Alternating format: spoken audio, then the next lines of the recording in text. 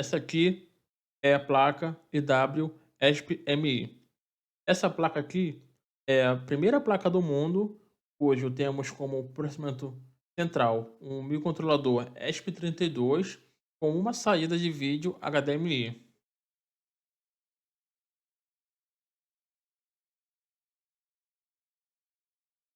Nesse vídeo eu vou mostrar exatamente como funciona essa placa. Eu estou utilizando uma outra placa auxiliar, a qual estou pegando dados dos sensores de temperatura, umidade e o sensor de vibração, no caso um acelerômetro, e transmitindo essas informações para a placa ESP-MI via rádio LoRa. Então, fique conosco até o final do vídeo. Eu tenho certeza que você vai gostar dessa placa que dá para fazer muitos projetos bacanas.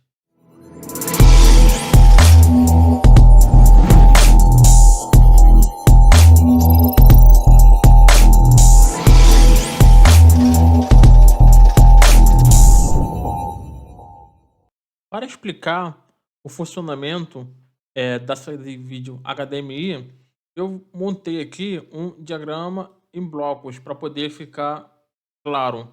Então, como funciona? Nesse quadrado aqui, eu tenho o meu DVI HDMI transmitter. Esse circuito integrado, que pode ser, na verdade, tanto um circuito dedicado e também um FPGA ou até mesmo um PSOC. E qual é a função deste circuito aqui? Este circuito ele tem a função de converter um padrão de entrada no padrão chamado de TMDS. Esse padrão aqui é um padrão de comunicação de alta velocidade, na qual geralmente temos três par diferenciais para dados e um par diferencial para o clock. Ou seja, é uma comunicação que usa um conceito de par diferencial. É um assunto de eletrônica, é um pouquinho complexo, mas só para você entender, é o mesmo, digamos, a mesma técnica que é utilizada na comunicação USB e na comunicação Ethernet, que também é uma comunicação diferencial. Então, essa mesma técnica ela é utilizada nesse circuito integrado, que ele converte uma entrada, no caso, aqui é uma entrada RGB-TTL, é um padrão que tem componentes de cores. Nesse caso aqui são as três componentes principais. E tem também os sinais de sincronização. Neste caso é o V-Sync, H-Sync, o Data Enable e o Clock pro Pixel, Pixel Clock. Esse sinal, ele geralmente também é utilizado em LCDs. Aqueles LCDs básicos. Eu posso mostrar para vocês aqui. Esse LCD aqui, por exemplo, é um LCD que usa esse padrão RGB-TTL. Esse caso desse LCD aqui é um LCD de 24 bits. Ou seja, então eu vou ter 8 pinos de sinais, ou melhor, 8 sinais para cada componente de cor. Ou seja, seria 8 pinos para o red, 8 para o green, 8 para o blue. Ou seja, formando 24 bits de resolução de cor. E além desses sinais, também temos os sinais de sincronização. Esse LCD aqui, no caso, ele é substituído. No caso, o sinal que vai para ele vai para esse CI aqui, para esse drive. Esse drive converte para o sinal que é utilizado para a tela LCD. Melhor, para os monitores HDMI e DVI. Então, voltando aqui para a explicação, esse sinal aqui, LCD, ele é um protocolo que alguns microcontroladores possuem a nível de hardware. Ou seja, esses sinais aqui são gerados a nível de hardware, não software. Podemos gerar esse sinal aqui de V5, H5, IDE por hardware. É só controlar os pulsos de acordo com a resolução. E, é claro, o microcontrolador tem que ser um microcontrolador de alto desempenho, com a capacidade alta de processamento. E neste caso, acaba sendo uma tarefa não muito fácil de fazer. E Alguns microcontroladores, como eu disse, já incorpora esse hardware em seu projeto. Nesse caso aqui eu estou utilizando o ESP32S3, mas também eu já desenvolvi hardwares que eu utilizei um STM32, que também tem esse periférico. Então, como funciona essa parte aqui? O microcontrolador, ele tem a responsabilidade de inicializar esse chip aqui, que geralmente é via I2C. Pode também ser SPI, pode ser, mas a maioria do circuito integrado que eu conheço utiliza I2C. E o que seria essa configuração?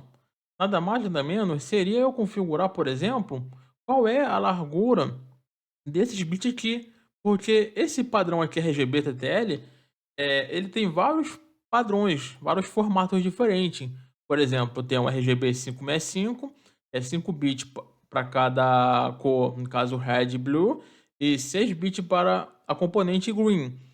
E também temos o padrão 18 bit e o padrão 24 bit, que seria 8 bits para cada componente de cor. Basicamente, é essa configuração.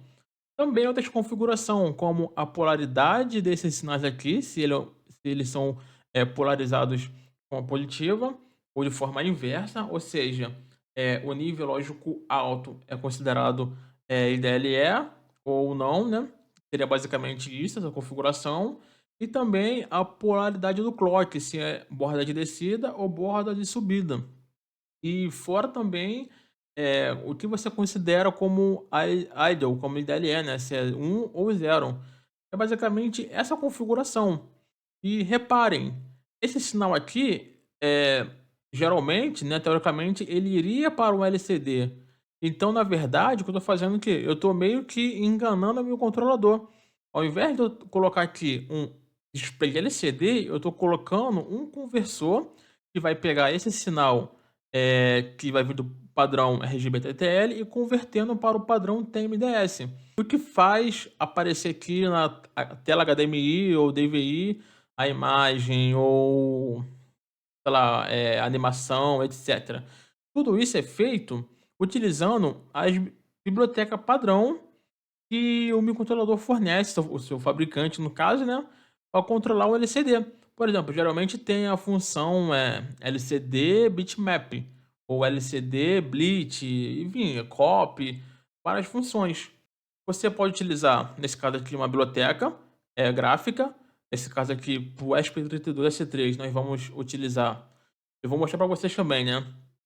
A LVGL, que é uma biblioteca gráfica, código-fonte aberto, ela é fácil de você utilizar, você integrar no SP32. Então, basicamente, essa biblioteca aqui, LVGL, vai gerar todo o gráfico, você vai montar todo a sua componentização, a tua interface gráfica com o usuário. E como que tudo que você faz aqui você consegue visualizar aqui? Entre essa biblioteca aqui LVGL e a biblioteca LCD RGB TTL, ou melhor, entre o periférico, tem um middleware, que é basicamente uma camada que vai, digamos, conversar. Não seria conversar, né? Porque não tem uma troca bidirecional de informação. Mas basicamente eu tô. Essa função aqui, no caso, as funções do LVGL vai utilizar uma função primitiva do LCD que vai, por exemplo, gerar o componente mais básico, que é o pixel, que é uma linha, entendeu? Para poder criar essas interface gráfica. Eu utilizo um programa, um software, esse Squareline, porque se eu não utilizasse esse software, eu teria que usar a biblioteca na mão, entendeu? Que não é muito difícil, é só ver lá qual é o nome dos componentes, entendeu? No caso, qual é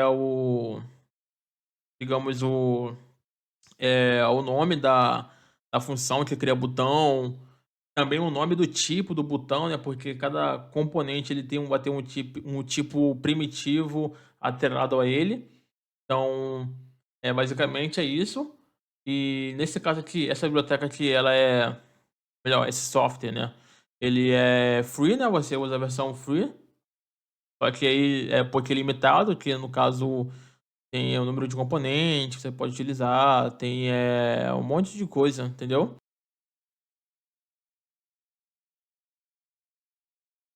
Beleza. Tá aqui, né, eu já tenho um modelo aqui pré-criado que eu criei. Opa, eu tenho que aqui está a nossa aplicação gráfica que vimos no começo do vídeo. Essa aplicação aqui, ela toda foi compilada, gerado o código dela equivalente em C, né? E aí eu só importo esses arquivos lá na nosso DF. Vou mostrar para vocês como é que isso funciona. Eu costumo utilizar o Expressif IDE.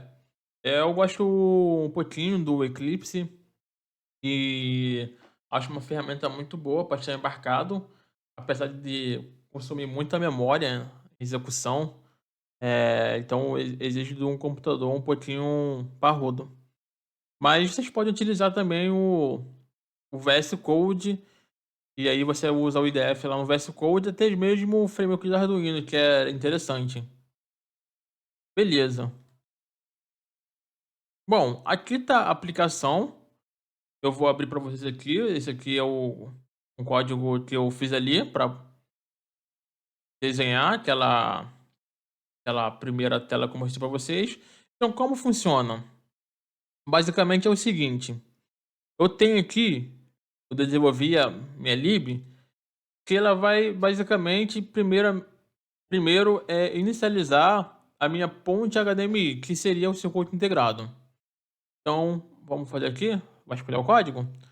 Então, basicamente, o que eu faço? Eu escrevo no registrador dele lá um valor, nesse caso zero, escrevo depois 0 eu estou configurando aqui, eu não lembro muito bem, mas se eu não me engano é a quantidade de bits. Eu vou abrir aqui o datasheet do circuito integrado, para vocês ficarem conhecendo também. É esse TFP 410.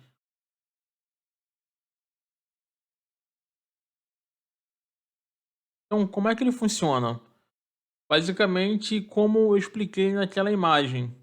Então, deixa eu colocar aqui, ver se tem uma imagem, a parte melhor dele. Clicando aqui. Então, como é que ele funciona? Ele tem como entrada um canal aqui de dados. Esse canal de dados aqui é onde vai vir um sinal RGB do microcontrolador. Deixa eu também pegar o datasheet do ESP32, ESP32 S3. Tá.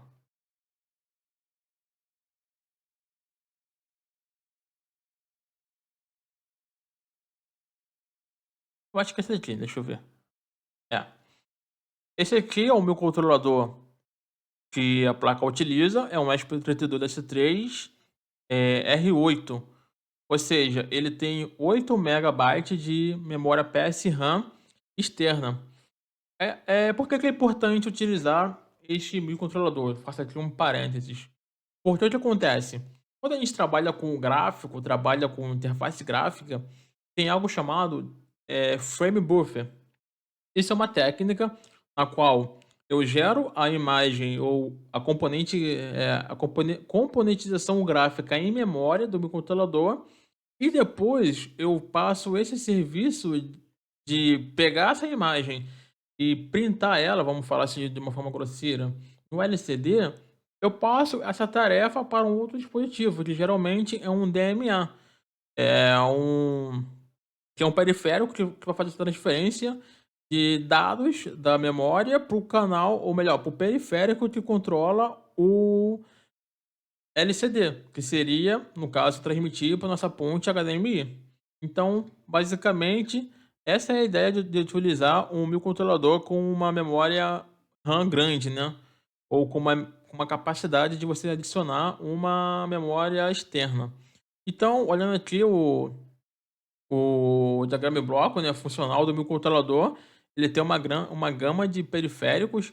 O interessante é a arquitetura dele. Se você for comparar com a arquitetura do ESP32, antecessor deste, tu vai ver que é um LX6. Esse aqui, ele já é um 7, só que não é só um 7, ele tem algo aqui que é essencial para o processamento de dados que é utilizado em machine learning, por exemplo, ou em processamento digitais, que é a soma acumulada, que é a multiplicação acumulada, né?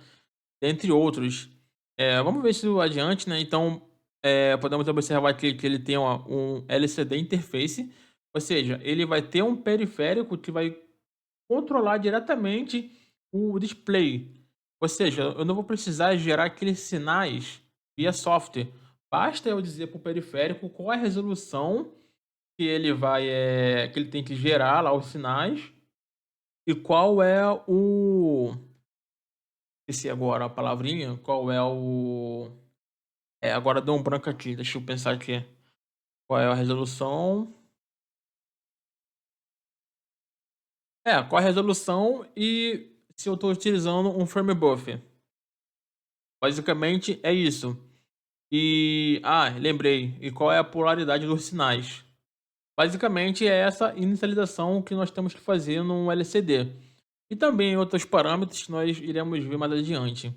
Então, ou seja, é um microcontrolador bastante robusto. Ele tem Bluetooth, Bluetooth 5. Olha a potência do bicho, ó, 20 decibéis para Bluetooth. Vai muito longe. E aqui está o desempenho dele, é bem interessante. É, ok. Aí, vamos vir aqui em LCD. Deixa eu comentar aqui de volta. Então, em LCD, para a gente ter uma ideia. Tá? Aqui. Então, o que ele suporta de LCD? Ele suporta o padrão Motorola 6800, que é aquele processador bem antigo que é utilizado do Mega Drive, aquele Motorola. Também aquele Intel 8080, que é aquele padrão de barramento que você tem 16 bits, tem aquele pino de write, read, enfim. E também tem o padrão RGB 565, que é o padrão RGB no caso, né? Tá bem aqui. E ele suporta a resolução de 8 bits a 16 bits de cores. Neste caso vai ser 5 bits por red, 6 por green e 5 por blue. É uma resolução interessante. Para ter noção, os games de antigamente utilizavam essa resolução de 16 bits, que fica bacana, fica bonito. Uma outra ideia também aqui, que eu vou mostrar para vocês. Eu vim aqui. Tá, deixa eu passar aqui o datasheet. Depois, com calma, vocês podem baixar o datasheet e dar uma estudada nesse microcontrolador. Eu recomendo. E, uma informação muito interessante desse microcontrolador é que ele permite que você coloque qualquer função em um pino. Ou seja, um pino, você pode dizer que ele vai ser serial, Y2C, diferentemente do outro antecessor, que era bem fixo.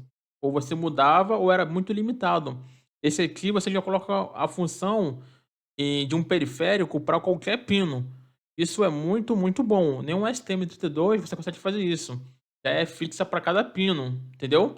Você tem, no caso lá no STM32, uma função que você pode mudar de pino, só que é só para aqueles pinos, não é para todos os pinos. Aqui no SP32 já é para qualquer pino. Se eu quiser aplicar o art aqui em qualquer pino, eu consigo.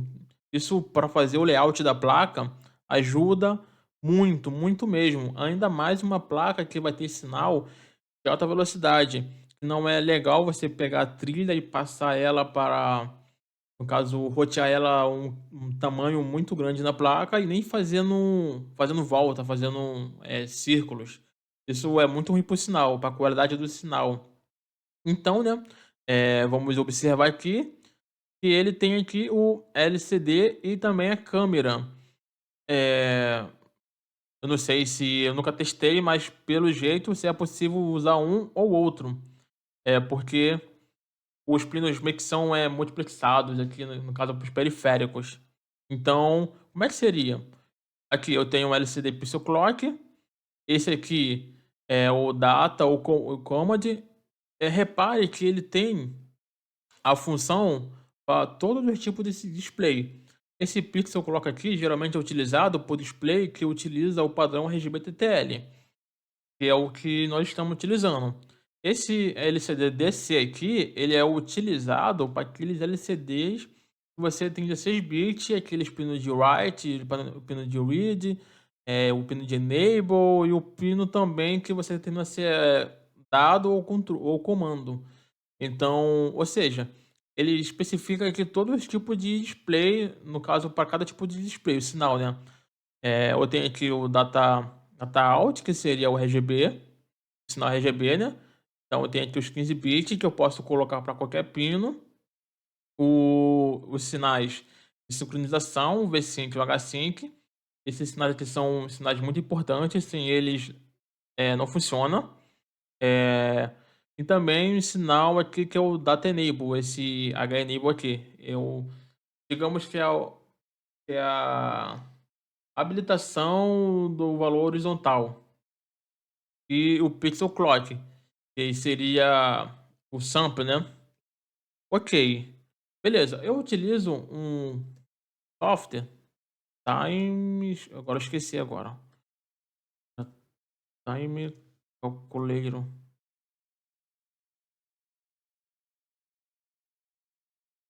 Time Calculator. Esqueci, acho que é.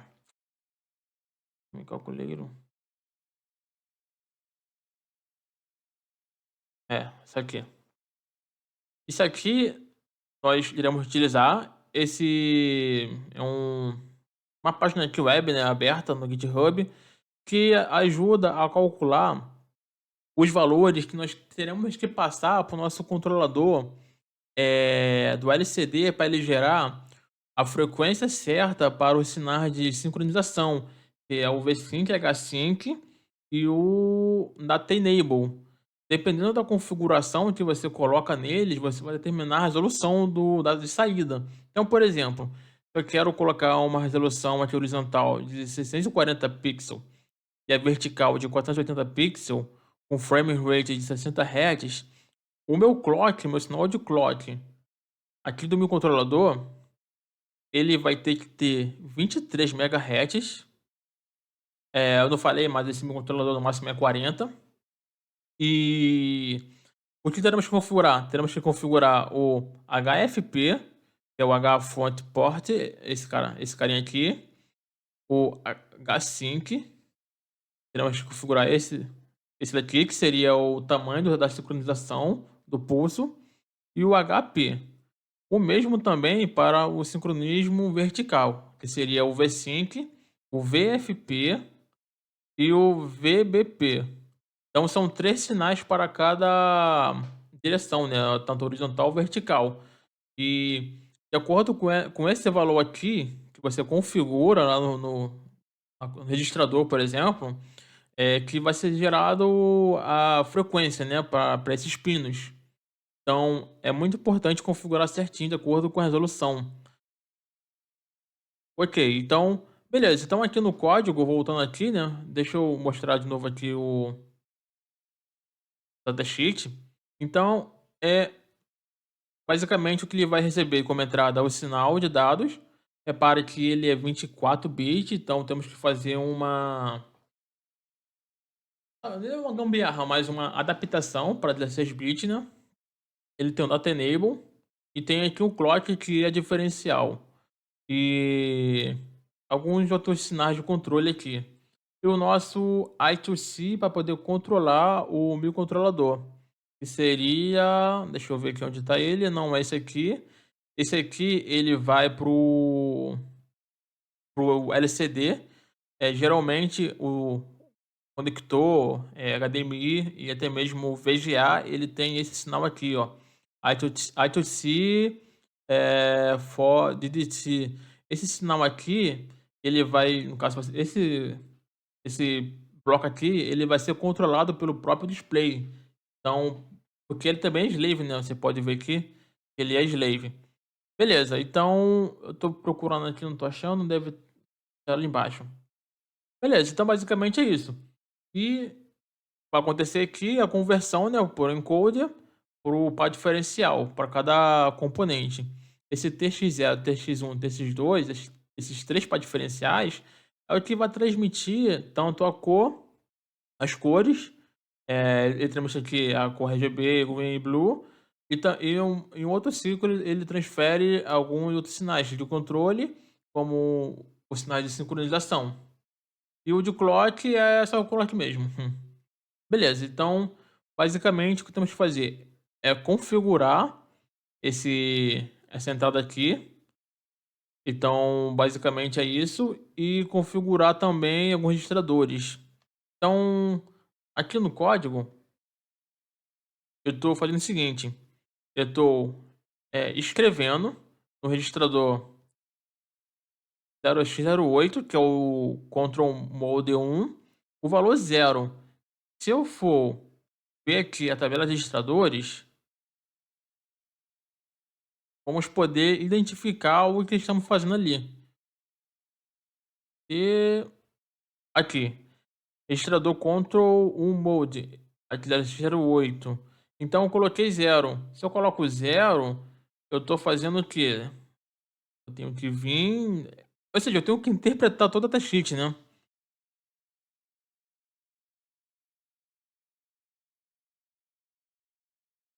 É 0.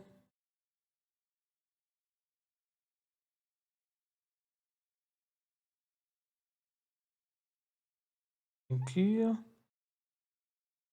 Ah, isso aqui, ó. É o seguinte. Caso o meu controlador não consiga gerar esse data enable, o próprio circuito integrado consegue gerar esse sinal com base no H5 e no V5. Isso é bem interessante. Bom, só estou tentando achar aqui uma.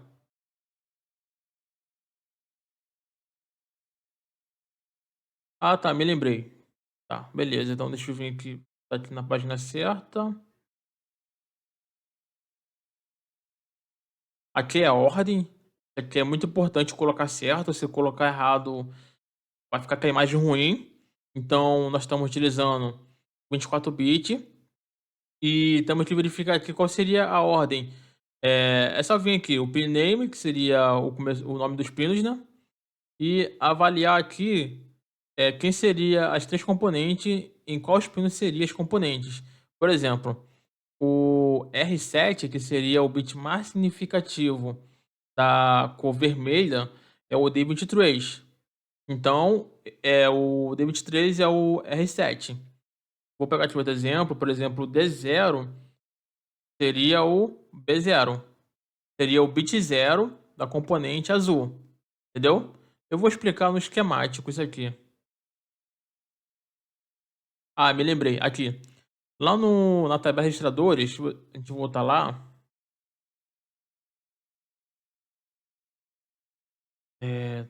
Aqui, por exemplo, esse add, esse bcell aqui, eu vou escrever aqui um valor que vai determinar o modo de funcionamento desse chip. O PD, quando ele é 0, ele entra em modo pull down, power down.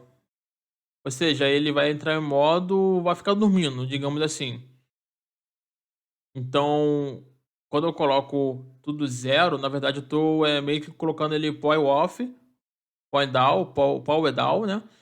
E depois eu habilito ele, colocando 0 F, eu habilito ele, porque vai ficar um naquele bit lá desse registrador. E eu coloco também um nos outros bits, que seria. Cadê? Aqui. No add, nesse aqui e nesse cara aqui. Então, por que eu coloco um aqui, um aqui, um aqui? Eu coloco um aqui para ele colocar, para ele botar em modo one, né? Sair do modo sleep. E um aqui eu coloco porque eu quero o seguinte. Se a gente for observar aqui em cima, não sei se vocês lembram, eu disse que esse microcontrolador, melhor, essa ponte, né, esse conversor, ele aceita uma entrada de clock diferencial, ou seja, eu vou ter um clock positivo e um clock negativo, com a polaridade inversa. É um par diferencial. Sendo que o ESP32, ele não tem uma saída de clock para ele ser de diferencial. Então, o que eu tenho que fazer? Eu tenho que colocar a entrada diferencial negativa aterrada, ou seja, nível lógico zero, e o clock que vai vir do ESP, ele vai vir direto nesse IDC-K+, que seria o clock positivo. Então, basicamente, eu configuro de acordo com essa tabelinha aqui. No caso, é de 24 bit o barramento, né? Então, o que eu faço? Eu coloco o zero em edge aqui, eu tô colocando que ele vai ser borda de descida aqui, então, ou seja, ele vai é, ativar lá o clock quando tiver uma borda de descida aqui no clock. E esse B-cell aqui eu coloco no nível lógico 1, dizendo que ele é para, deixa eu ver, aqui,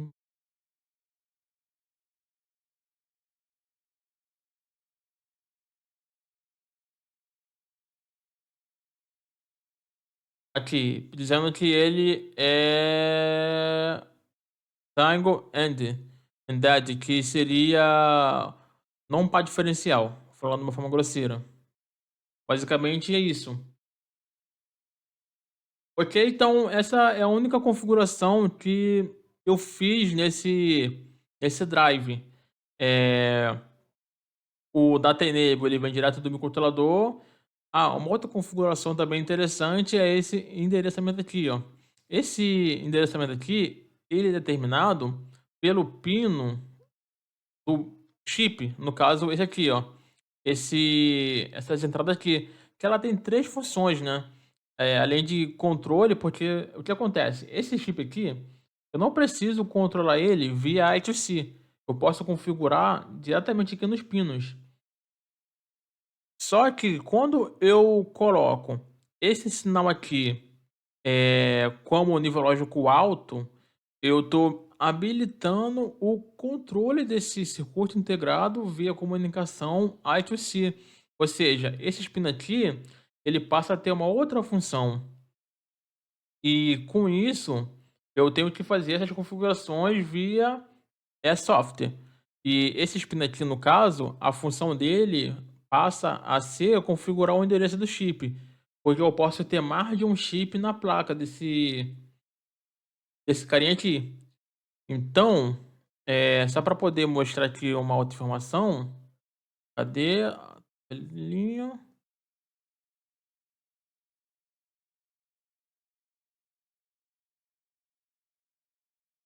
Um instantinho, aqui.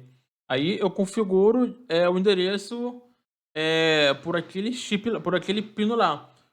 Ou então eu deixo ele aberto, porque ele é pull down internamente. Então, teoricamente, por default vai ser 000. Então, o endereço vai ser 70 em hexadecimal ou 71. Beleza.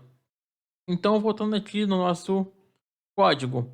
Então, eu configuro o modo que vai entrar o sinal no meu controlador. 24 bit, polarização negativa, enfim. E depois eu configuro o registrador 2, que seria um modo de controle 2. Então, voltando aqui nessa tabela de registro, ok, o que eu faço aqui? Eu coloco 0x39, eu não sei que valor é esse. Vou pegar uma calculadora e vou botar aqui programador 39. Então, eu configuro o bit 1, seria aqui.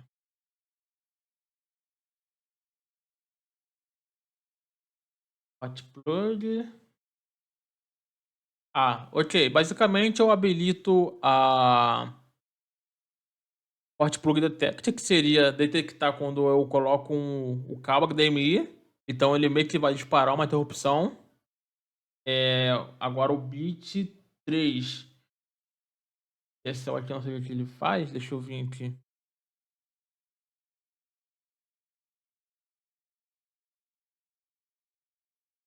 Então, basicamente, eu zero esse carinha aqui. Eu zero ele, né? Porque é um flag.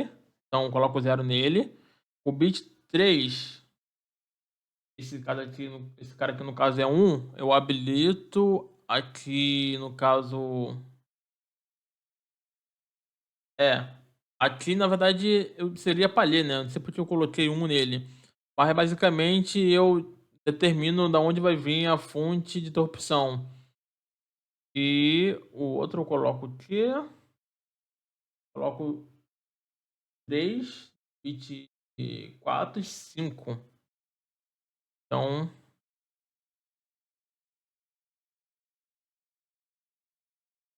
eu coloco no caso aqui, eu habilito a saída Hot Plug Detect, que seria detectar a interrupção e aí ele gerar um pulso no microcontrolador. Ok. Aí voltando aqui agora, beleza, eu no caso, eu só leio o valor que está nesse registrador, escrevo o valor nele, faço uma lógica de ordem, com o valor lido para não sobrescrever, e aí eu coloco um novo valor nesse registrador aqui. Beleza, então assim eu inicializo a minha ponte HDMI. Então como seria o esquemático? Só para poder ter uma noção. Então, basicamente, aqui é o chip, né? Eu tenho aqui os sinais que vai vir do meu controlador, os sinais de vídeo, né? O canal RGB, os sinais de sincronização, os sinais de controle, no caso o Pro I2C, né? E deixa eu ver aqui o clock. Repare que a entrada negativa eu coloquei em GND. E aqui toda a alimentação, a circuitaria para alimentar o chip, o circuito integrado. E aqui tudo um esquema de filtragem, porque uma coisa interessante é que a transmissão desse circuito aqui é na escala de gigabits, dependendo da resolução. Então, é crucial que chegue para ele uma tensão de boa qualidade, ou seja, sem nenhum ruído, sem nenhuma harmônica. Então é por isso que eu estou utilizando aqui um Ferrite Bad de 600R para, se não me engano, acho que é 1 MHz a frequência de corte, esqueci. Mas é basicamente um filtro. Eu coloco aqui, né, bem perto do chip. Vou mostrar para vocês o layout da placa, né? E para cada pino eu coloco um capacitor de desacoplamento de 100 nano. É como manda o datasheet. E também uma resistência de referência aqui para ajustar a amplitude do sinal de saída. Então, essa resistência aqui é de 510R. Dependendo da versão, do DVI, da HDMI, essa resistência muda. Então, beleza. Eu tenho aqui os sinais que vai para o conector HDMI. Reparem, eu não utilizei nenhuma proteção. É primordial utilizar proteção. Eu só coloquei aqui para custo, como tem que ser uma placa de baixo custo para vocês, então eu não coloquei essa proteção. A outra placa com STM32 tem toda essa proteção. Então, beleza, eu tenho aqui o circuito integrado transmitindo para o conector HDMI o par diferencial. Positivo e negativo para cada sinal de dado e o sinal de clock. Esse aqui é o Hot Plug Detect. Quando eu coloco eu plugo o conector aqui, eu tenho aqui um nível de tensão nível lógico alto em 5 volts que o chip detecta, e aí ele ativa uma flag interna e também aciona um pulso na saída para indicar o microcontrolador que foi detectado um display. Beleza, basicamente é isso. Isso aqui é o circuito do drive HDMI. É uma, digamos, uma possibilidade fantástica do KiCad é eu desenhar em blocos e depois eu interligar esses blocos. Isso é uma característica fantástica do KiCad. Então, beleza. Então, aqui está o bloco HDMI. Neste bloco aqui, eu exportei todos os pinos para as 3 cores, sincronização e também de comunicação I2C com o meu controlador. Lembra que eu te falei para vocês que a ponte HDMI ela é de 24 bits de resolução. Então, como é que a gente faz para resolver isso? Ou seja, uma saída com 16 bits para uma entrada com 24 bits. O que eu faço? Os bits menos significativos, eu coloco ele em zero. E aí eu coloco os bits mais significativos daquela cor correspondente, nesse caso aqui o red, eu coloco na entrada do driver. Nesse caso aqui, eu ganho, seria meio que manipular, né? Eu tô meio que enganando. Seria um 8 bit mascarado, porque esses bits menos significativos aqui, o R0, R1 e R2, sempre se mantém em zero, né? Então eu tô meio que jogando, fazendo um deslocamento à esquerda do, da cor, né? Eu posso colocar tanto no inferior ou no superior.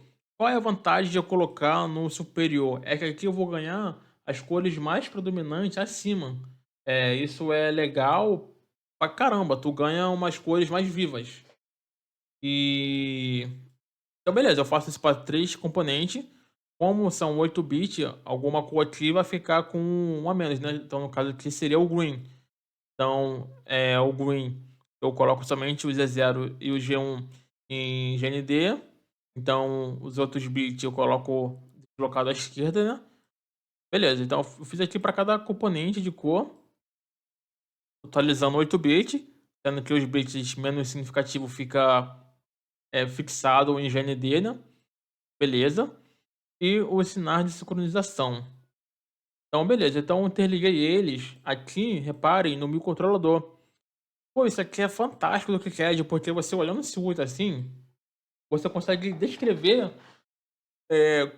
com esse diagrama como funciona esse circuito. Isso é muito poderoso. Uma crítica aqui do KiCad, apesar dele ser um software free, né, aberto, ele é muito bom, já deixo isso bem claro. É um software, tipo, por ele ser free e ter umas ferramentas bacanas, ele acaba sendo um software muito poderoso, muito bom. É, tanto é que eu faço alguns projetos complexos com o KiCad, eu fazia no Altium. Por exemplo, a placa do STM32, eu fiz ela no Altium porque eu tive que fazer track length matching nas trilhas de memória. Então, o Altium era muito mais apropriado porque ele tem umas ferramentas lá muito avançadas para fazer esse alinhamento de trilha, de tamanho de trilha. Aqui no KiCad dá para fazer isso, mas tem que fazer na mão o tamanho correspondente aos pares. Eu tenho que fazer isso de cabeça. Acaba sendo mais trabalhoso e mais suscetível a erro. Aqui no Auto Design, né, não tinha esse problema. Enfim, voltando aqui, aí eu tenho aqui um bloco que representa o microcontrolador, nesse caso um ESP32S3. Esse microcontrolador, apesar dele ser muito bom, um problema que ele tem é que ele não tem muito GPIO disponível. Então, repare que o HDMI, melhor que o LCD, ele meio que usa quase todos os pinos, né, do controlador, do circuito integrado. Acaba sobrando alguns. Então, eu fiz todo aqui nesse sheet aqui, nessa folha, todo o esquema para o ESP32. Eu coloquei aqui os botões, Enable e o Boot, e um sinal aqui no caso um filtro aqui, né? Seria meio um filtro, né? Mais eu não sei como chama isso aqui não. Geral, acho que um debug, sei lá. Pro SPS3. Tem aqui um filtro aqui, um capacitor, desacoplamento. Beleza. Aqui é só isso. E depois eu exportei esses pinos para poder utilizar no circuito. Aqui tá toda a parte da USB. Aqui eu decidi colocar, né, uma proteção, né, contra descarga eletrostática, um SD. Nesse caso eu utilizei o USB LC6. Ele é bem barato. E aqui o conector tipo C. Beleza. Eu coloquei aqui. Não coloquei. Ele vai direto no regulador. Beleza. Uma característica interessante do ESP32S3 é que a USB dele é Rush. Então, aqui, USB serial JTAG. Aqui, deixa eu ver. Opa, aqui. Ele tem um controlador OTG integrado, ou seja, eu consigo colocar nesse carinha aqui, plugar um mouse, um teclado e até mesmo um pendrive. Pô, isso é muito bom, muito legal. E ou seja, então além de eu programar ele pela USB, fazer o debug lá pelo JTAG ou pela serial mesmo, eu consigo também utilizar ele como OTG. Então aqui no circuito, né, se você for reparar, ele joga direto por 5 volts, mas se eu vim aqui no meu power, olha aqui que legal que eu coloquei. Ou seja, se eu não utilizar, não estiver utilizando o USB para debug ou para como é que fala? Esqueci agora. Para programar aí o controlador, etc. Eu posso configurar ele como USB Rush. Eu já vou ter lá 5 volts na saída. E aí eu posso colocar lá um pendrive, ou um mouse, ou um teclado. Bom, só para poder também uma dica, isso aqui não é a melhor ideia, melhor jeito de fazer. Aqui, colocar diretamente aqui, isso aqui não é legal. Porque o que acontece? Se o circuito integrado lá tiver, se o mouse ou qualquer outro dispositivo tiver ruim, queimado, eu posso danificar toda a placa, porque eu vou meio que drenar muita corrente aqui, né? Não tem nada para proteger. O ideal aqui é utilizar um Power Load Control. Tem vários, mas tem um interessante. Deixa eu entrar aqui da STM. Eu lembro, se não me engano, eu esqueci agora. Enfim, eu esqueci agora qual é o esse circuito integrado. Mas basicamente é o seguinte: ele vai controlar a saída aqui de tensão e quando tiver uma sobrecorrente, ele meio que vai gerar uma interrupção no meu controlador. E aí ele tem um pino de fault na qual o meu controlador pode cortar a tensão de saída, desligar a carga. Isso que deveria ser feito aqui. Eu não coloquei isso por dois motivos. O primeiro, foi o custo e também a quantidade de GPIO. Eu teria que utilizar um GPIO expansão maior. Esse aqui só é de 8 bits. Eu teria que usar um maior, né? E para poder fazer isso. Bom, esse bloco aqui é o bloco Ethernet. Eu estou utilizando o drive ENC28J60 da Microchip. Ele funciona muito bem, eu gosto muito dele. Por um motivo muito simples. Tamanho, ele é muito pequeno, o chip é um QFN28. Para nós fazer um design pequeno, ele acaba sendo escolhido por mim. Uma desvantagem mesmo é o desempenho dele. Eu acho que tem outros com desempenho muito maior do que este. E outro também, o preço. Ultimamente, essa versão de, de Ethernet to SPI, né? Essa drive, tá muito caro, né? Essa versão aqui, por exemplo. Então, acaba sendo ruim. Então, basicamente, eu estou utilizando um conector aqui que já tem um filtro interno lá. Além do filtro, ele também tem um. Esqueci agora. Esqueci. Transformador para fazer todo o isolamento, tudo interno. Eu utilizo aqui um SD para proteção, porque quando eu coloco o cabo Ethernet, esse momento que eu plugo esse atrito gerado, ele pode gerar uma carga eletrostática e queimar, danificar o chip. E esse cara aqui é bem sensível, assim como outros. Por exemplo, o STM32, né? Melhor, o ESP32, né? Então, eu decidi colocar essa proteção aqui também, que é recomendada para Ethernet. E aí, só isso. Eu coloquei aqui o par diferencial. No KiCad, o legal, se você colocar um underline N no final, ele já diz que esse agora, esse net aqui, ele vira um par diferencial. É claro que tem que ter o par correspondente. Se eu coloco o negativo, eu tenho que colocar o positivo. Então, quando ele identifica, na hora que faz a compilação, porque quando você transfere esse esquemático para o layout, ele faz um pré-processamento. Esse pré-processamento, quando ele vê que esse label aqui, ele vê um N no final, ele vai buscar o mesmo label correspondente, com o mesmo nome, ou seja, só que com a polaridade inversa. Então, basicamente é isso. Isso é bem legal. Se eu não me engano, se eu colocar até mesmo o sinal positivo e negativo também funciona. Eu tenho que testar para poder confirmar isso. E aqui eu coloco as famosas resistência de pull-up de 49.9R.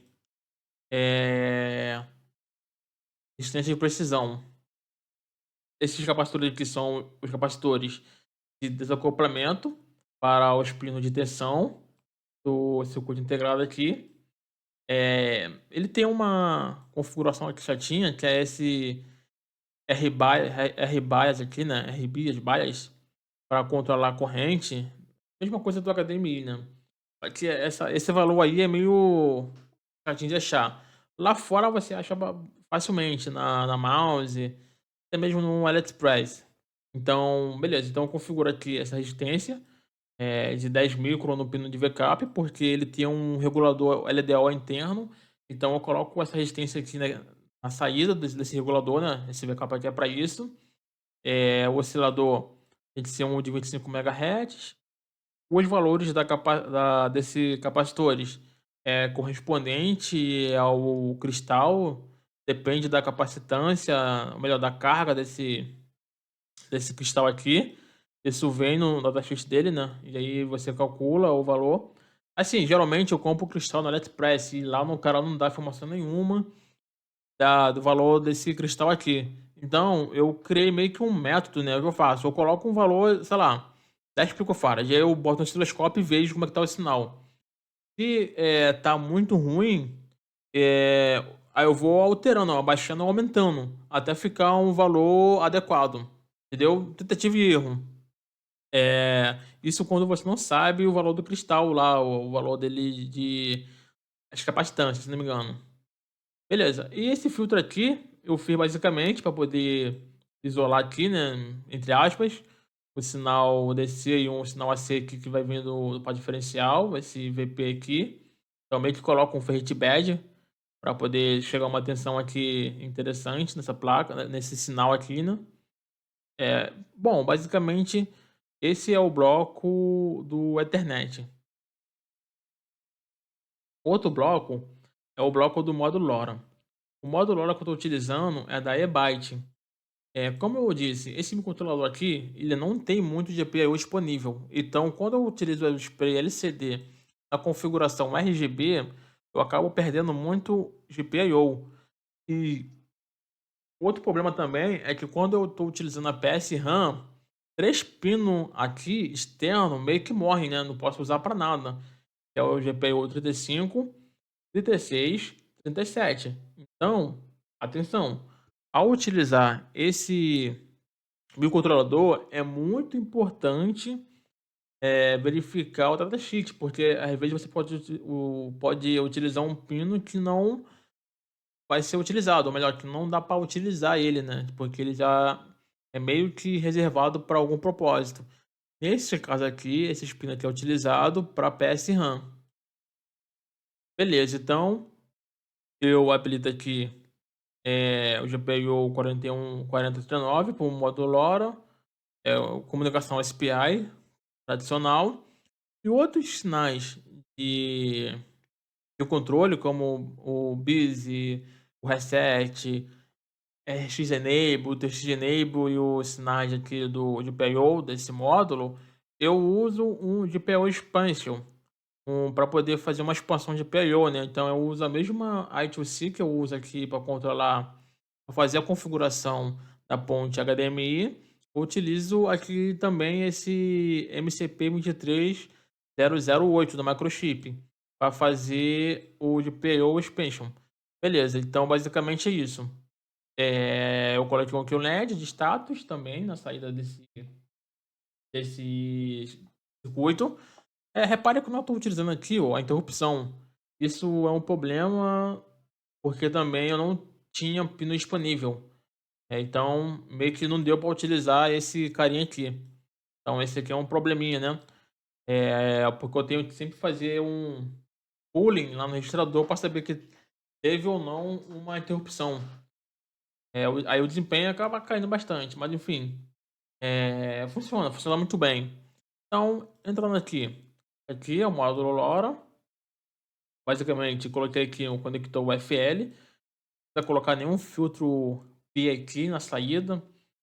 É só, claro, aqui essa trilha aqui no caso, né, esse trace, esse net lá tem que ter 50 ohms de impedância, isso aqui é inegociável.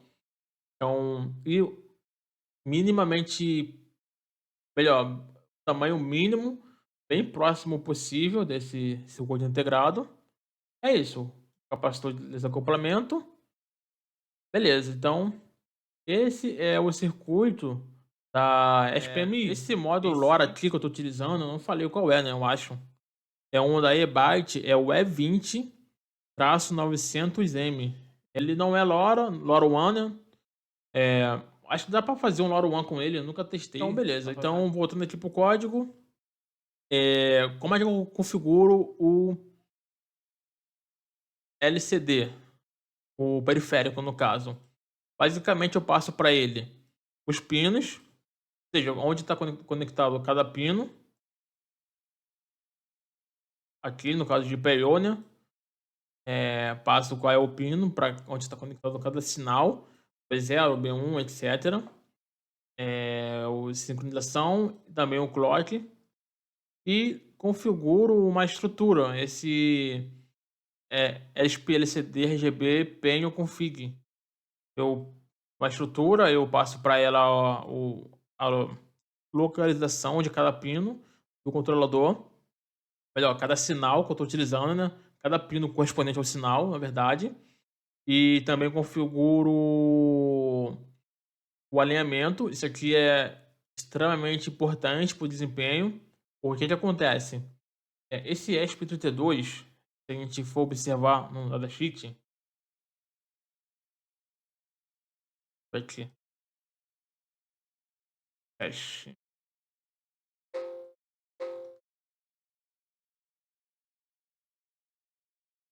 aqui, a memória cache dele, deixa eu ver aqui, 2 bytes, instruction,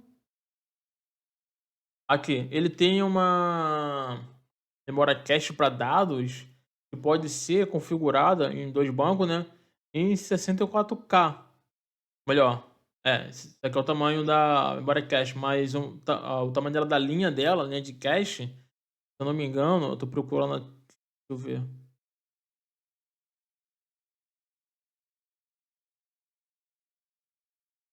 Aqui ele tá falando que o bloco size é 1632. Só que eu consigo configurar, né, no IDF uma linha de cache de 64 bytes. Então, aqui não sei se é um erro, né? Enfim, não sei. Mas aqui no IDF, eu vou mostrar para vocês que eu consigo configurar uma linha de cache com alinhamento de 64 bytes. Isso aqui, por que que é interessante configurar esse cara aqui com o mesmo tamanho da linha de cache? Porque quando eu faço a transferência DMA e eu estou utilizando a linha de cache, eu meio que faço a transferência da linha completa. Se fosse 16, eu teria, ou melhor, 32, eu teria que fazer 2 vezes para chegar a 64. Entendeu? Então, basicamente, isso aqui ajuda bastante ter o mesmo tamanho da linha de cache, no caso da desempenho, melhora o desempenho muito. Esse aqui é o tamanho do barramento, né? Nesse caso aqui você dá para configurar 16 bits, o mínimo é 8, eu consigo também configurar com 8 bits, na verdade, desculpa. Enfim, reparem que nesse caso aqui eu estou configurando o padrão RGB TTL, ou seja, eu teria que configurar todos os pinos para esse padrão. No caso aqui, o H5, o V5, o Pixel Clock, o Data Enable e os sinais de dados. E também tem um outro sinal que não é utilizado aqui, que é o deixa eu ver aqui. Esse aqui, esse RGB Display Enable. Esse aqui é só para habilitar ou não o display. Como eu não estou utilizando ele, sinal eu coloco -1. Além desse sinal aqui que eu posso colocar -1, eu posso colocar -1 também no H5, V5, mas no dado, não. Não posso colocar -1.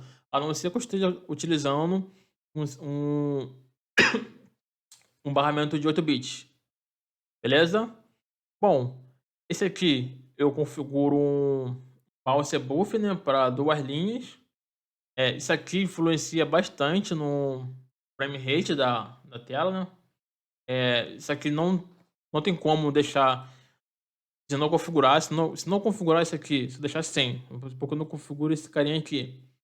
Funciona, mas fica dando uns bug na tela, eu testei. Demorei a descobrir que era isso aqui, né? Que eu tinha que configurar. Basicamente é isso. Então eu configuro o display, digo para ele que eu estou utilizando uma PSRAM como frame buff, ou seja, todo o gráfico, tudo é montado na memória RAM externa, na PSRAM, e a transferência é feita por um DMA, por um periférico, diretamente, o acesso direto da memória para o controlador do display, periférico do display. Então, basicamente, eu faço essa configuração, eu crio aqui um callback, né? Porque eu tenho que ter um callback de sincronismo pro vertical, caso somente para esse sinal. Porque o que acontece? Eu tenho que escrever no display no momento certo. Eu não posso escrever quando eu estou atualizando. Então, tem meio que um tempo, uma sincronização. O momento em que eu posso preparar o dado e o momento em que eu posso pegar esse dado e transferir para o display. Então, é basicamente para isso que é esse callback aqui. E é isso. Então eu crio aqui caso eu não crio, né, eu inicializo o display e retorno, digamos, o periférico, um manipulador desse periférico.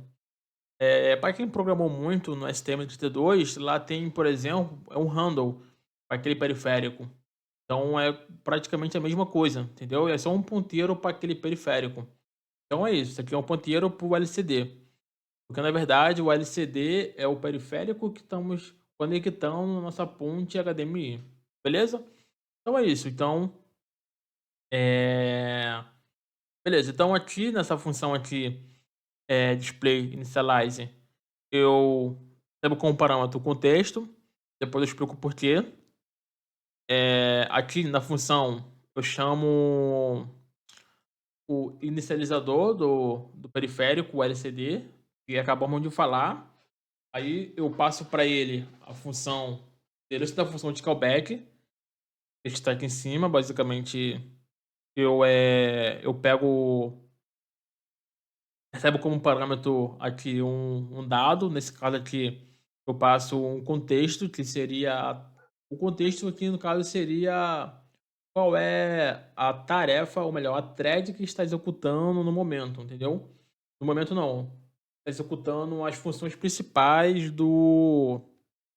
da interface gráfica. Então, eu meio que faço o seguinte: eu pego o endereço dela e aí eu notifico para ela que tá ok, que pode fazer o update. Falando de uma forma grosseira, seria isso. Beleza. Ok, então é só isso mesmo, para não ficar muito confuso. E beleza, eu configuro depois o LVGL, eu chamo aqui a função aqui para inicializar toda a stack, né, da biblioteca gráfica. Configuro o frame buffer. Nesse caso, estou utilizando o double buffer, ou seja, estou utilizando duas regiões da memória SRAM para montar nosso gráfico. Nesse caso, por que o double? Porque enquanto eu estou transferindo um, eu estou meio que fazendo a preparação do outro. Isso é legal pra caramba em questão de otimização. Então, beleza. Então eu criei aqui, eu crio esse buffer, né? Seria basicamente pegar a resolução do display, multiplicar a resolução e multiplicar também quantidade de bits, de cores, no caso, como desses bits, seria 2 bytes. Então seria a resolução horizontal vezes a vertical vezes 2, né? Que seria, por exemplo, 16 bits, 2 bytes. Se fosse 24 bits, vezes 3. Então, beleza. Então eu criei aqui o meu buffer. É... Com o buffer criado, eu crio um drive para o display. Como assim?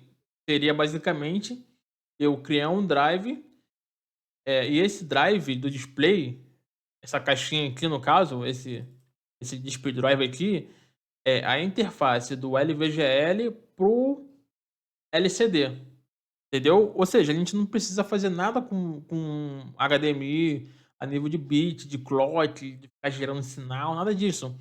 Agora o meu trabalho aqui é só escrever a interface gráfica utilizando a LVGL, porque por baixo dos panos eu vou estar utilizando como uma interface para o display o endereço do display aqui, no caso esse display drive aqui.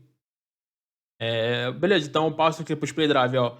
Eu pego o display drive, eu passo para ele com a resolução, o flash callback, que é uma função em cima. É, basicamente ela fazer aquele flush, não sei se vocês já usaram isso lá na serial, quando tu faz um flush, alguma coisa que tá restante, tu faz um flush para acabar de transferir tudo. Então, basicamente aqui é isso, meio que zero o buffer, né? Eu passo tudo do buffer para tela. É... Beleza, então eu passo para ela o quê? O LCD. Olha que bacana, ó. Eu tô passando como dado o LCD. Então, basicamente, eu agora tô pegando uma caixinha nova e dentro dessa caixinha, lá dentro tá incorporado a resolução, a função que faz o flush e o meu buffer e também o drive para display. Aí eu manipulo essa caixinha agora, falando de uma forma bem simples. Beleza, então aqui tá ok, eu crio um timer, que eu preciso criar um timer para o LVGL. É como se fosse um tick rate, aquele tick rate lá do STM32, do Arduino, né? Aquele HAL delay, por exemplo. Ele utiliza um tick rate. Então, aqui basicamente eu crio, faço a mesma coisa. Como eu estou utilizando o FreeRTOS aqui, né? Então eu crio um timer via software, e aí eu passo para ele qual o período que deve estourar, esse caso a cada 2 milissegundos. Então eu tenho uma função lá que vai ficar chamada a cada. Que vai ser sendo chamada, né? A cada 2 milissegundos. Beleza. E no final eu retorno esse display. Beleza? Show. Aqui acabou tudo do HDMI. A única coisa agora que eu tenho que manipular é esse LVGL Task. Melhor nem manipular, mas chamar. Então aqui no main, vocês vão ver que eu chamo aqui no main, ó, essa tarefa, que basicamente é rodar toda a stack, todo o time, no caso que é configurado aqui, não, todo o time, e aqui também controlar o frame rate, basicamente é isso. Ok, então, beleza, então aqui é a minha função principal, meu main, né? Eu crio aqui algumas alguns callbacks, algumas funções hook aqui. O que acontece? Esse módulo LoRa que eu comprei lá na China, na eByte, eles me deram uma biblioteca. Deixa eu ver aqui. A biblioteca, ela funciona bem, mas ela era muito confusa e meio que tava complicada, digamos, mal, assim, ela tava muito bem feita, desculpa a palavra, a biblioteca estava muito bem feita, só que para você meio que portar ela para um outro microcontrolador, tava muito confuso. Então eu fiz umas modificações bem simples nela. Basicamente eu acrescentei coisas que seria de configuração, né? Eu vou abrir aqui, por exemplo, um problema que eu detectei é que a biblioteca não tem include guard. Então, se eu incluir esse arquivo aqui 2 vezes, eu vou quebrar a aplicação, né? Uma outra coisa que também é interessante. Cadê? Ctrl C. Aqui é de boas, eu configuro aqui de boas. comentário tá bem. Acho que é por causa do. Aqui tipo, padrão, né? De caracteres. Mas enfim. Basicamente o que eu fiz de mudança foi acrescentar algo interessante aqui na biblioteca. Eu criei aqui uma componente para fazer isso, né? Para lidar com isso. Então eu criei uma componente aqui pro LoRa, pro HDMI e uma componente global que seria para a placa, uma chamada SPMI. Essa componente aqui, ela tem todas as funções para controlar recursos da placa. Nesse caso aqui, os recursos de baixo nível, mas esse seria o HAL da placa, né? Basicamente. Então, eu controlo aqui basicamente o que? O I2C. Eu tenho aqui é uma das funções para inicializar o I2C, o SPI, configurar o GPIO, ler e escrever, no caso, o I2C, né? Mandar uma, mandar uma informação, um byte, ou então ler. E também ler e escrever e mudar a direção do pino do chip MCP23008, que é o nosso I/O Expansion. Beleza, e também aqui configura o SPI e retorna ao seu handle. Basicamente é isso. E aqui na função, melhor, no componente do LoRa, que é esse E220-900M, eu fiz aqui, criei o componente e consertei os arquivos. Coloquei os include guard, né? Eu criei aqui um atributo para algumas funções, porque o que acontece? Como é uma biblioteca que pode ser portável, portar, portar ele para outras arquiteturas, então é interessante ter essa instrução aqui para eu fazer uma sobrecarga, entre aspas, da função para respectiva arquitetura. Porque o que acontece? Vamos supor que eu vou reescrever esse código para o STM32. Lá, as funções ou os comandos, de forma grosseira, é diferente aqui do SPT2 para escrever na SPI. Então, quando eu for portar isso, quando tem a palavra wiki já definida e os métodos definidos como wiki, eu consigo reescrever esse método sem quebrar a biblioteca. Então, isso aqui é um recurso bastante interessante da linguagem C. Então, o que eu fiz aqui então é o seguinte, eu criei aqui, né?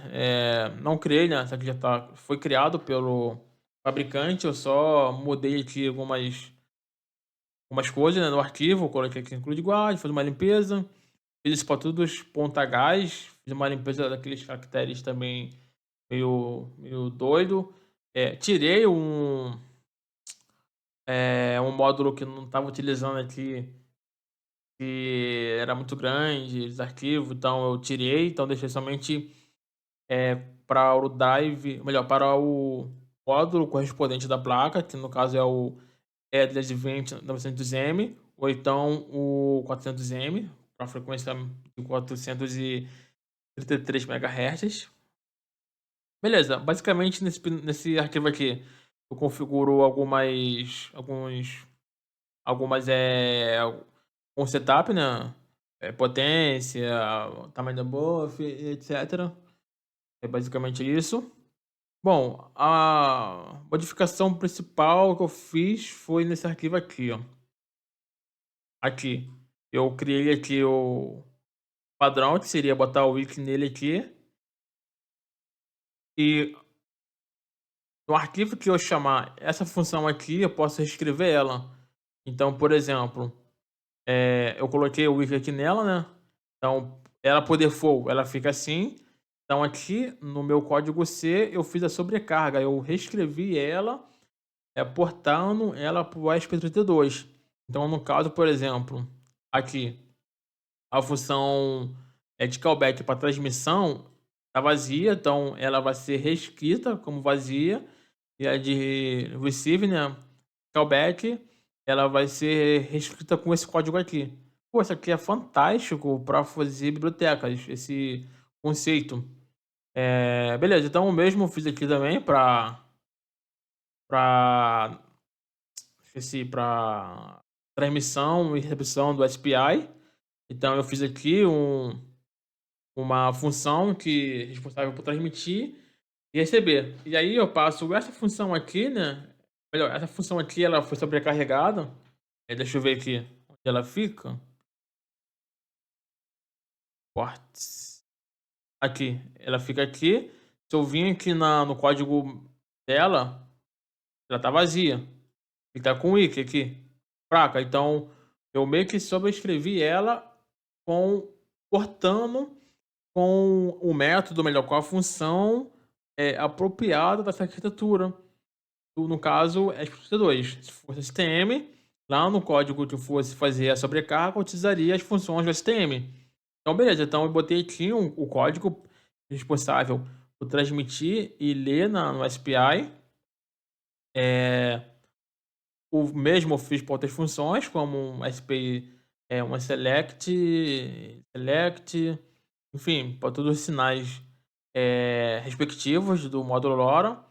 Para alguns sinais que são utilizados a IO Expansion, então eu chamei as funções lá do SPMI. Então eu chamo as funções e configuro o nível lógico da saída daquele bit.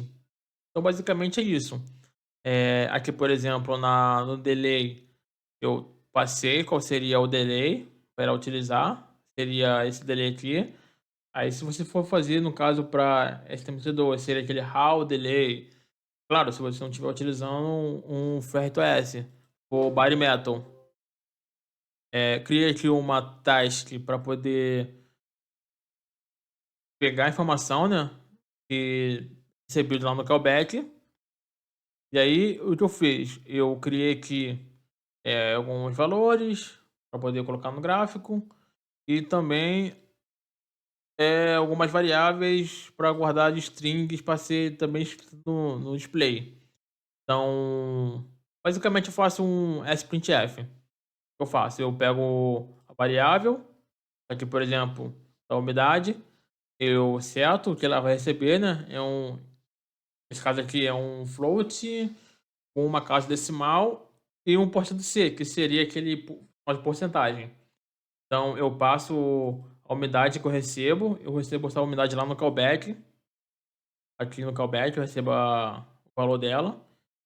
Caso pelo callback do LoRa, né? Da recepção. Eu verifico se o status é ok. Se esse dado foi válido, né? Então eu faço a conversão aqui de temperatura, umidade, os valores do acelerômetro e passo essa informação tudo para uma variável global. No caso, para temperatura, umidade e os 3 eixos do acelerômetro. Incrementa aqui a variável que conta, né, a recepção de pacotes e um hashDone. Esse aqui, galera, não é o melhor jeito de fazer isso. Eu poderia usar outros recursos do FreeRTOS, como sinalizadores, como até mesmo uma fila, entendeu? Mas para didática rápida eu fiz assim mesmo.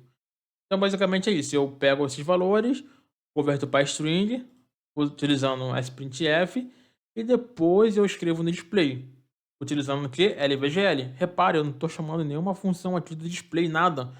Eu simplesmente estou utilizando as funções da LVGL. E lá por fundo dos panos, ele vai jogar para o LCD, que o LCD, por sua vez, vai pegar os sinais que vai ser gerado e vai jogar para a ponte HDMI, que vai fazer seu papel de converter esse valor para o TMDS. Basicamente é isso. Eu vou mostrar depois um exemplo, vou fazer aqui um exemplo com vocês. Então, esse aqui é o seato texto. Eu passo o texto lá, né, a variável responsável, o objeto responsável por esse texto, e altero o valor dessa variável, que seria os textos, né, propriamente dito. Então, para cada valor, para cada variável, você tem aqui o seu respectivo valor. É isso. Basicamente é isso. É o funcionamento daquela interface ali, que nós vimos no primeiro momento do vídeo. Então, eu inicializo o ITC, inicializo o SPI, inicializo o GPIO da placa, inicializo o GPIO do IO Expansion, né? Inicializo o módulo LoRa, configuro no modo recepção inicializa aqui o display e aqui eu passo o endereço da thread atual, no caso seria a thread do AppMania, porque o AppMania, na verdade, se eu for fazer aqui uma engenharia reversa aqui dele, ele é uma função externa. E essa função aqui, ela é chamada dentro de uma task. Aqui, deixa eu mostrar para vocês. AppMain. Aqui, ela é chamada aqui, ó, na função main_task.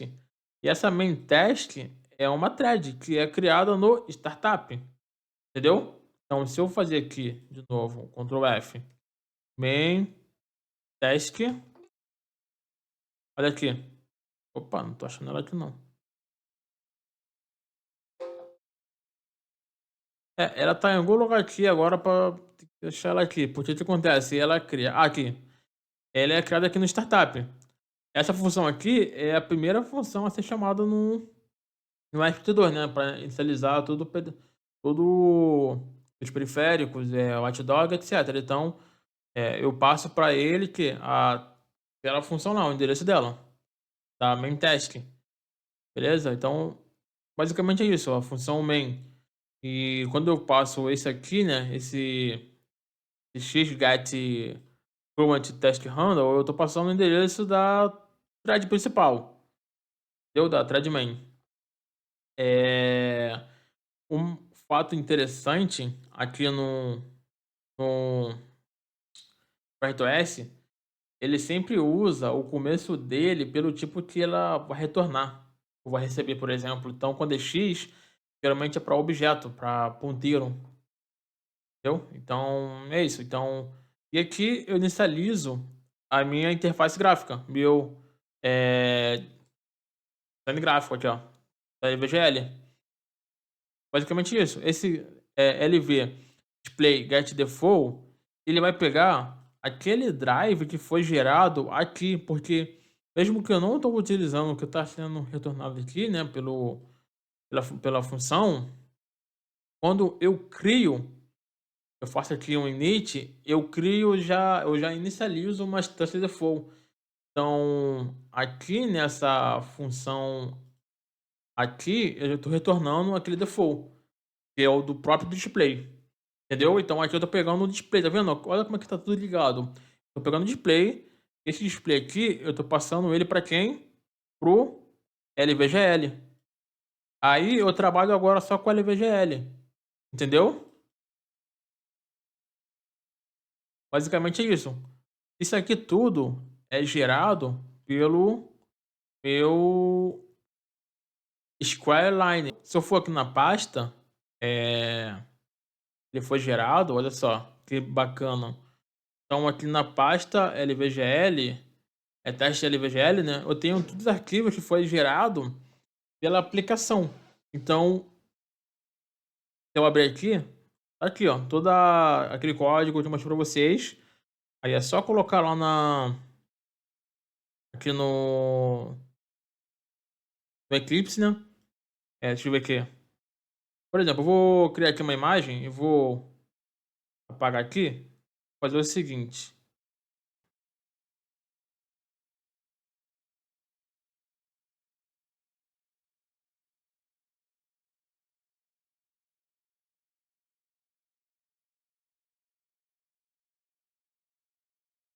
ESP,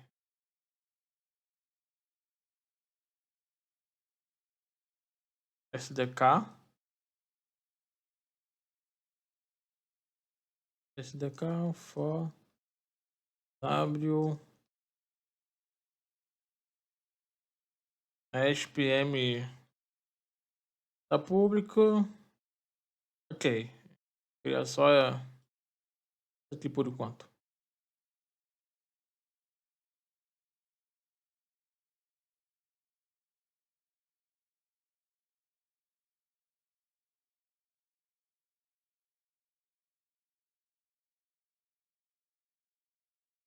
É bom criar um arquivo gitignore, né? Deixa eu ver se tem aqui já criado gitignore. Então eu vou fazer uns. Fica muito ruim. Então eu vou fazer o seguinte: eu vou criar aqui um arquivo eu file.git ignore. Git ignore. Caraca.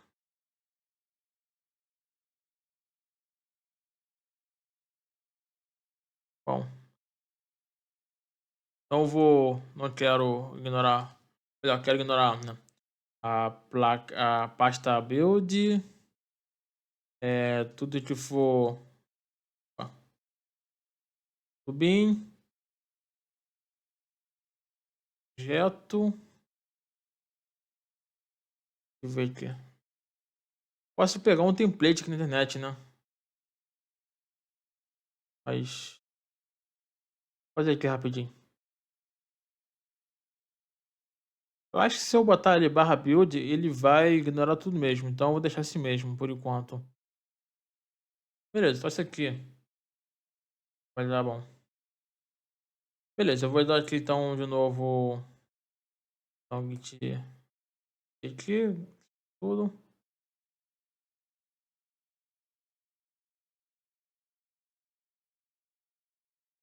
Git commit.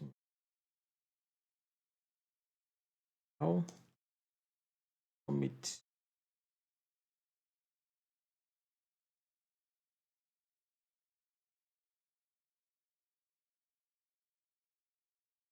A branch aqui. Pode. Base.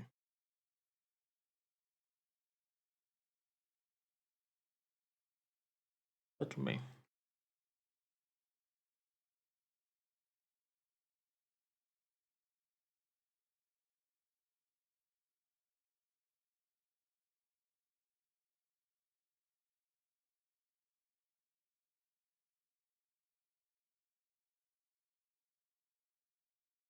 Vou fazer o seguinte, eu vou.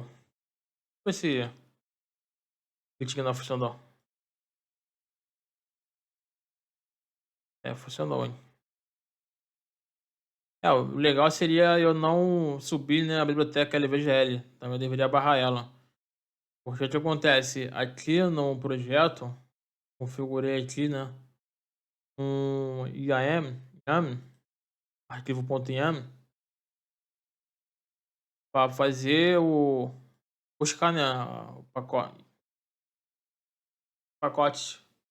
Então aqui eu adicionei como dependência IDF e o LVGL. Então automaticamente ele faz o download disso aqui. Então, beleza. Então, o que eu vou fazer aqui? Eu vou fazer o seguinte: eu vou criar uma nova branch. Vou chamar ela de teste. Ué. Ok, criei aqui uma nova branch para não ficar nessa aplicação. Então, eu vou fazer o seguinte: eu vou, eu vou criar um novo projeto aqui com o Highline. Eu não precisava fechar, né? Mas tudo bem.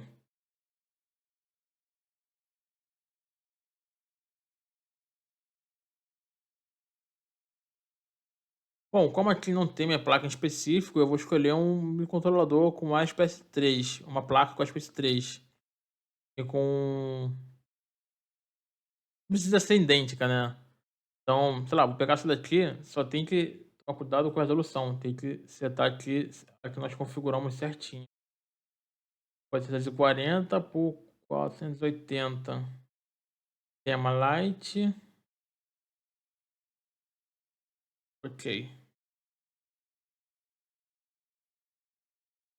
Pera aí. Ok. Salvo mesmo. Beleza. Tá aqui uma aplicação em branca. Eu vou fazer o seguinte. Véi, ele colocou qual pasta essa aqui? Não faço a mínima ideia. Tacar aqui essa imagem pra cá, né? Vamos colocar uma imagem na tela, só pra mostrar funcionando. Então eu vou criar aqui um objeto imagem. Aqui não precisa mexer em nada. Aqui a diretório. Ok. Beleza, tá aqui a minha imagem. Feito isso, eu vou fazer o seguinte, ó, coloca certinho aqui. Eu vou exportar os arquivos. Eh, Ele colocou aqui, né, por coincidência, na pasta que eu tô utilizando aqui anterior, então eu vou deixar aqui mesmo. Selecionar a pasta. Beleza, então ele já exportou lá os arquivos para nossa pastinha. Então o que eu vou fazer vai ser o seguinte, eu vou só copiar, copiar e colar. Então eu vou aqui na pasta, teste LVGL e vou copiar esses arquivos aqui. Então Ctrl C, copiar e colar. Fechar aqui tudo. Main, vou colar aqui dentro.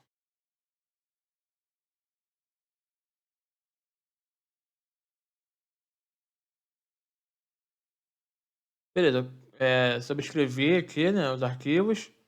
Também tem que sobrescrever essa pasta aqui. Então eu vou fazer o seguinte, vou aqui na pasta screen, vou copiar o arquivo. O legal é você setar essa pasta aqui na pasta do projeto. Você pode fazer isso também. Apesar do CMake que a gente não vai utilizar ele, né? Desse aqui que foi gerado. Então, beleza. Então, vou colar aqui. Então, se eu abrir aqui, tá aqui com o novo arquivo que foi gerado lá na Elevate Square Studio. Beleza, fiz toda a mudança já. Aqui na pasta fontes, ela tá vazia, então images, também tem que pegar isso aqui. É aqui que tá, é como se fosse um bitmap database, entendeu? Aqui que estão nossas imagens. Então eu vou copiar aqui images e vou, cadê?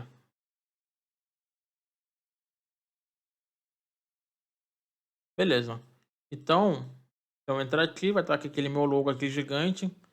É, ok. Até aqui, beleza. Onde eu tenho que digitar aqui é onde eu não vou utilizar mais, que é essa thread aqui. Então, o que eu vou fazer? Eu vou tirar isso aqui tudo que eu não estou utilizando. Vem para cá para dentro. Tirar isso aqui. Beleza.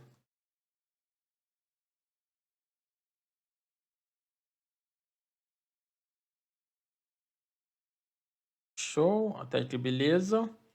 Aqui não vou precisar mais, né?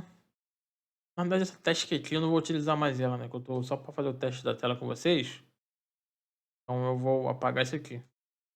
Beleza, galera, tá pronto. É bem simples, tá vendo? Não precisa fazer mais nada. Eu só tô utilizando aqui em conjunto com DF o Squareline. Aqui eu faço toda a minha interface gráfica, toda a minha o layout da minha tela. E aí eu converto para C. E esse código C que for utilizado, que foi gerado, né? Eu uso aqui no meu Eclipse, no meu SPDF Expressif, né? Então, beleza. Então, deixa eu mostrar aqui mais alguma coisa para vocês, que é o SDK config.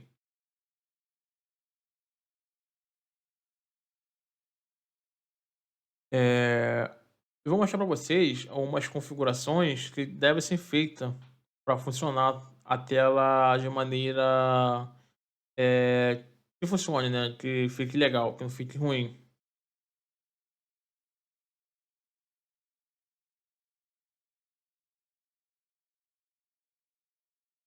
Então, beleza. Primeira configuração aqui, eu vou utilizar o módulo da memória flash dele, que é o código, né? A memória nó externa, Quad I/O, 4 bits, né? No caso, 4 sinais de transição de dados. Frequência.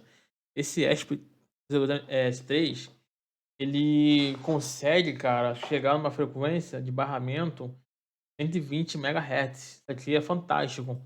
Só que a memória flash externa dele é aquela da Winbond, então o máximo que ela consegue, se não me engano, é 104 MHz. Só que como esse é uma crítica minha em questão do Edge protetor, né? Tanto esse aqui, tanto o anterior dele, que é o PLL. Eu não consigo configurar os clock de maneira liberada como no STM32.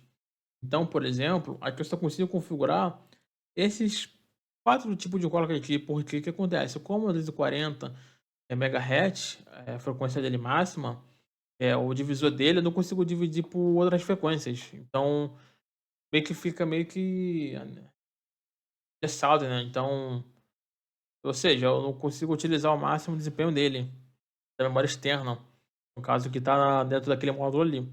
Eu estou projetando uma placa, eu vou lançar ela futuramente, e aí eu vou colocar uma memória externa e eu vou conseguir configurar uma frequência de 120 MHz.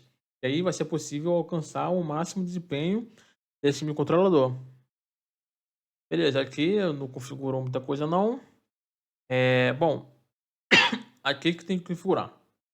Eu tenho que configurar a PS RAM. Nesse caso, eu configuro ela no modelo octal, seria 8 bits, né? Seria 2 quad, é, ou frequência da memória 80 MHz. Eu tenho que habilitar aqui cache da memória RAM para dados.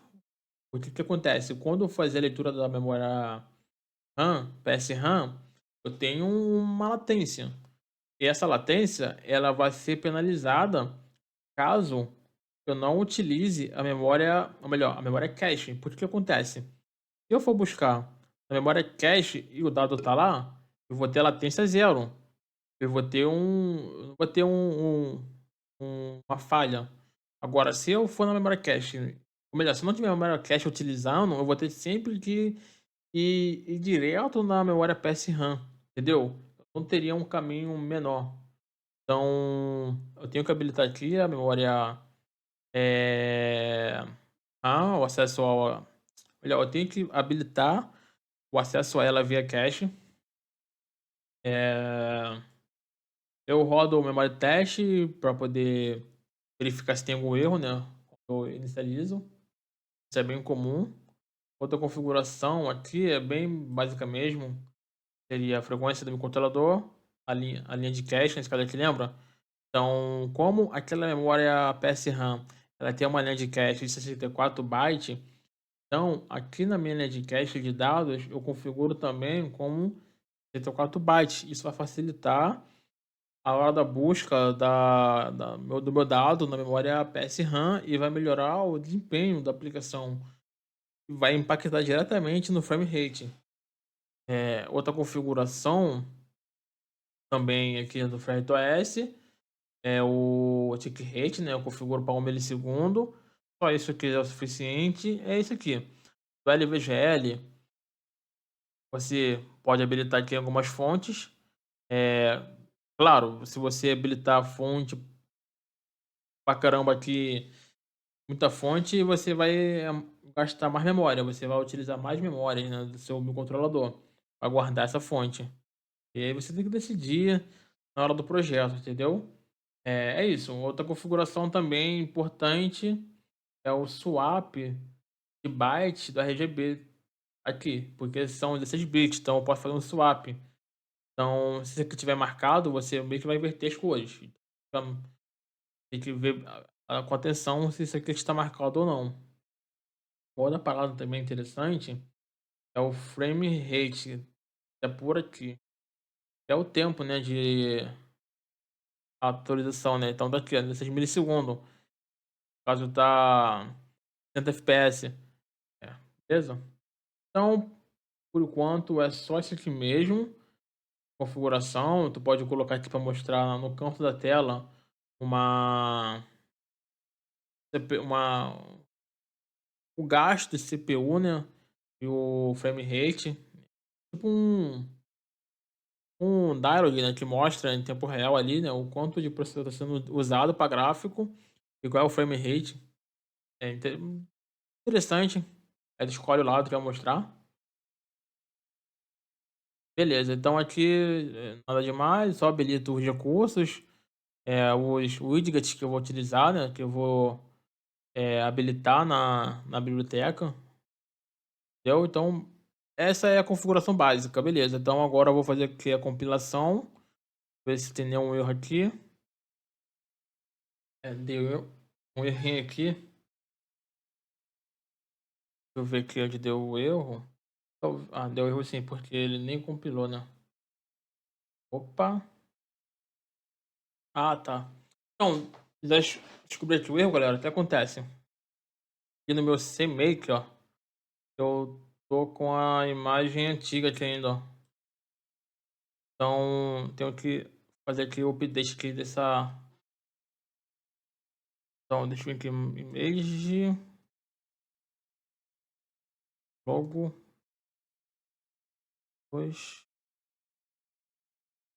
70, 72,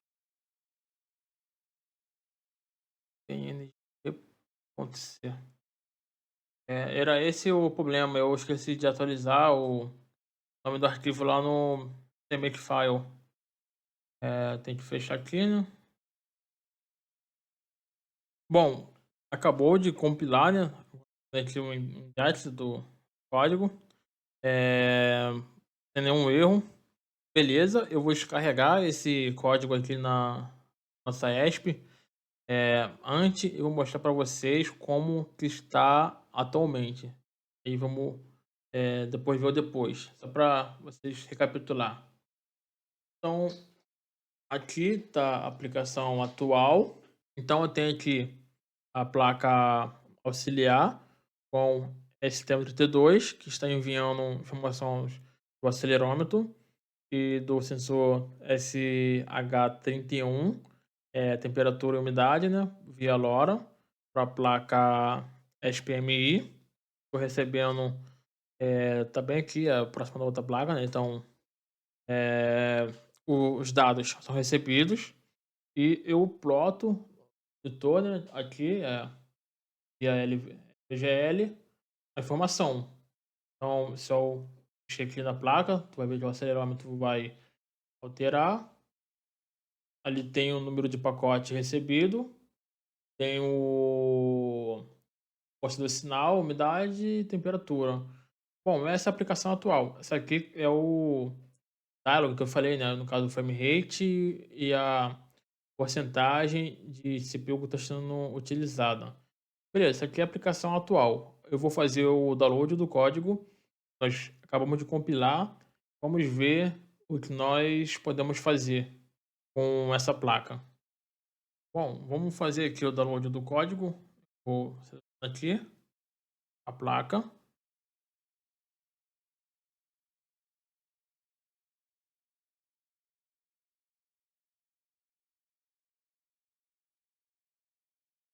Bom, funcionou. Aqui, ó, mesma imagem que configuramos lá no nosso Square. Aqui, eu vou abrir aqui a nossa aplicação. Então, aqui a nossa aplicação no Square.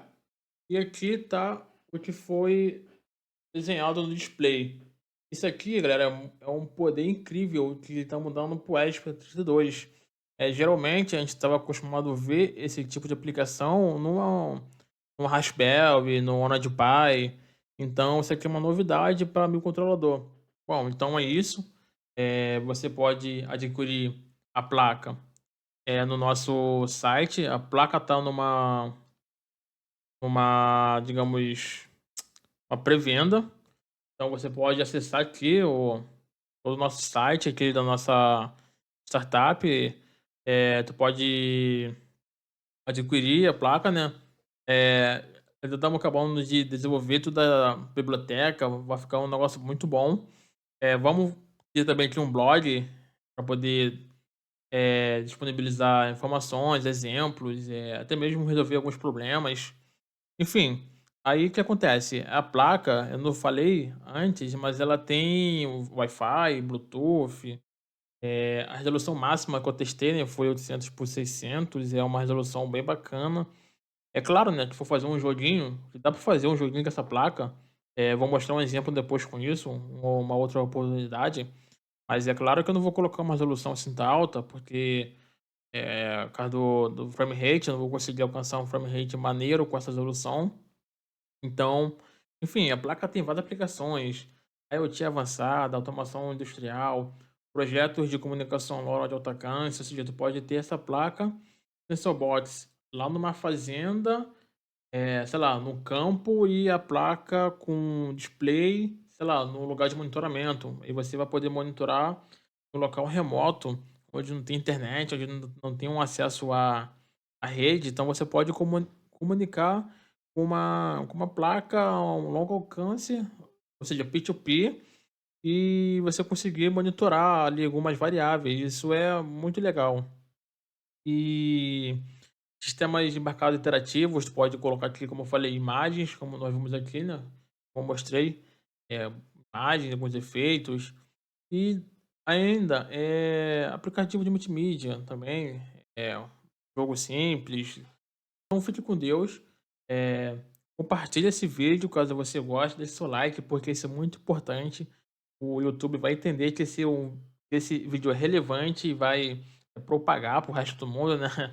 É uma tecnologia brasileira, nossa startup é 100% brasileira. Digamos, a prova que você pode chegar em qualquer lugar do mundo, independente de onde você veio. Então, se você mora numa comunidade, veio de uma comunidade e hoje não mora mais, fica tranquilo. A mensagem é o seguinte: tenha fé em Deus, trabalhe, corra atrás que os teus sonhos, eles vão estar mais perto de você do que você imagina. Então, essa é a mensagem que eu deixo pra vocês. Compartilha esse vídeo, curte e meu abraço. Deus abençoe vocês. Valeu, até a próxima.